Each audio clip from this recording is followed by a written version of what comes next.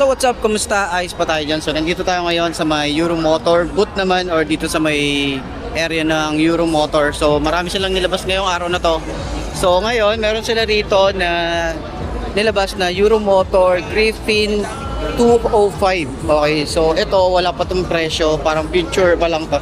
Okay, pero papakita ko sa inyo yung bagong Euromotor Griffin 205 or 205. Okay, so ayan, ito yung itsura niya. Upgraded version ng Griffin. Grabe, ang ganda, 'di ba?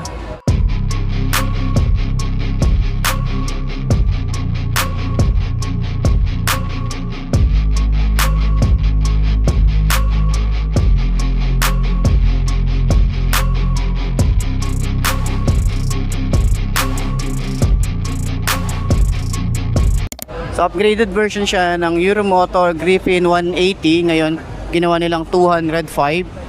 Ito yung design niya rito sa harap. May mga windshield pa rin tayo rito. Ating side mirror. May Euromotor pa rin tayo dito. And then may design tayo na ganyan. And napakaangas na itsura. Hindi na siya projected lamp, LED. Tapos meron siyang mini driving light tuloy. Meron siyang daytime running light. May camera dito na nakaabang, oh.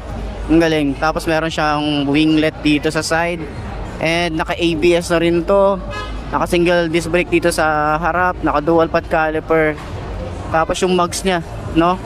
Tapos cordial yung kanyang brand. And ito yung itsura, oh. Naka TFT display nakalagay dito. Liquid cooled TFT display. And then naka 4 bulbs na rin tayo rito. May Griffin tayo rito. And yung ating panel gauge, tingnan nyo naman to. Meron tayo rito digital, and then meron tayong Euromotor dito. Switches niya, maganda rin mga switches, dami, oh. May traction control na rin pala to, dito on and off.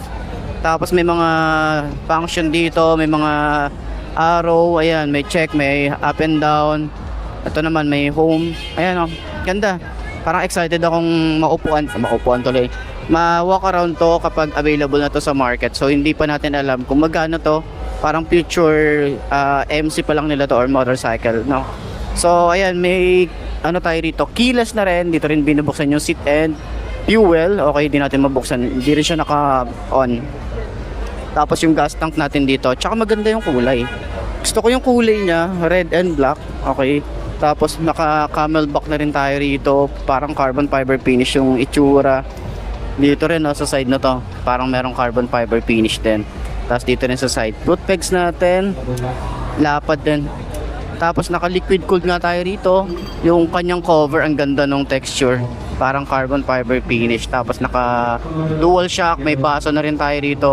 Meron tayong tire hugger. And then yung tambucho, ang ganda ng tambucho, very futuristic yung datingan. And then yung ating taillight dito, meron tayong maangas na taillight. Ito yung pinaka taillight nya, daytime running light nya. Tapos parang may winglet din tayo rito. May plate light, reflector, tapos may lagay ng plate. Tapos meron din siyang function dito na YECVT. Okay, siguro parang electric. Hindi natin alam kung ano yung features nya or yung function nya. So antabayanan na lang natin kapag nilabas na nila talaga dito sa market. Okay, yung panggilid nya ang ganda. Napaka futuristic ng datingan. Ganda ng itsura, ang ganda nung bagong Griffin. Okay, upgraded version ng Griffin 205 nakalagay. Okay, so naka ABS, may traction control, and then sobrang angas ng datingan niya. Nandito pala yung signal light. Ito yung signal light, nandito yung daytime running light niya. May mga maliliit na details dyan. Tapos combination ng red, gray, and black. Ayan, ito pa lang yung available na color dito. So ayan, so sa lahat ng mga nag-aabang na to, antabayanan nyo sa ating walk around. Okay, so antabayanan nyo sa mga walk around, or kung kailan nila ilalabas to, at kung magkano nga ba ang presyo ng bagong Euromotor Griffin 205. Okay, so sana nakatulong tong video na to sa mga nagbabalak bumili ng motorcycle. Baka isa to sa mga pwede nyo pagpilian.